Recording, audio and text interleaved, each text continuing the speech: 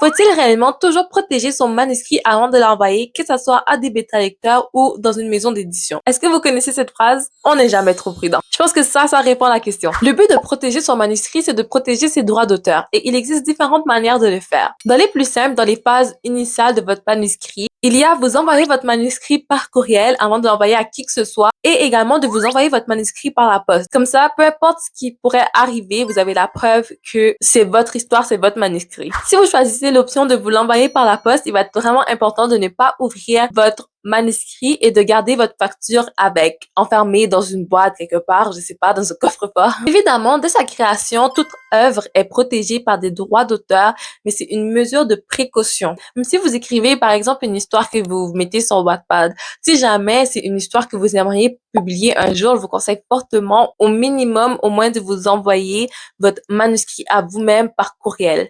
Je vous laisse sur cette phrase, vaut mieux prévenir que guérir.